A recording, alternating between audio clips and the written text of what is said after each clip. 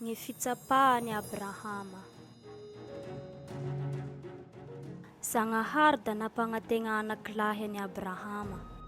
Da agny taranakiny da ho fitahia ho agny tany aby. Nefa fa antitry loatra i Abrahama sy Sara vadiny, da sarotry amindreo ny hanagnanaky. Dika ny 20 tao da niaky tame Zagnahary Abrahama. Fa ho 100 tao izy da 70 tao i Sara vadiny. Tamin'io fotoa io da napasehiviny Zagnahary indreo ny fampanantenany. Hanagnanaky Saraha. Raha fa teraky gn'anandreo da ravoravo datoy Saraha. Da hoy izy, da fa nampimiheziny Zagnahary aho. Gn'agnarany gn'anakiny da nataony Abrahama sy Saraha hoe Isaka. E dikany fimiheza. Vony zaza Isaka raha nampandaloviny Zagnahary fisapa i Abrahama. Da hoy izy, indesy Isaka da mandehana ame tany Moria atolory ho soro ho anaha izy.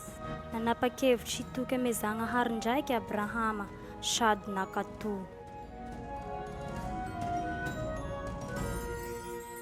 Niaraky nanganiky ame vohitry egny Abrahama sy Isaka. Isaka ny ninday ny fandresy, da i Abrahama koa ny ninday gn'afo miaraka ame mesa. Aminay zany ny barahondry hatao soro, hoy Isaka. Da hoy Abrahama, Zagnahary ny hahita barahondry hatao soro vianaky. Namboatra alitara i Abrahama da nandahatry ny fandresitry. Da nofeheny Isaka sady napatoriny tambony alitara feno fandresitry.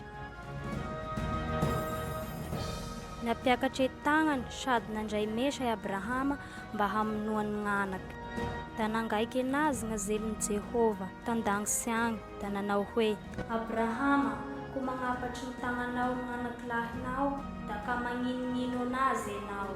Haiko zao fa matahotra Zagnahary enao. Da nitodiky amizay Abrahama sady nagnety da nahita barahondry lahy tafarany tao sady nirekitry tamy hazo ny sifany. Dika amizay Abrahama ka natry ny barahondry lahy sady nagnatitry anazy hatao soro ho solony gn'anaky. Nataony Abrahama Jehova Jire gn'agnaran'io tany io satria Zagnahary ny nagnome biby hatao soro. Velo amizay Isaka sady tanteraky ny fampanantenany Zagnahary.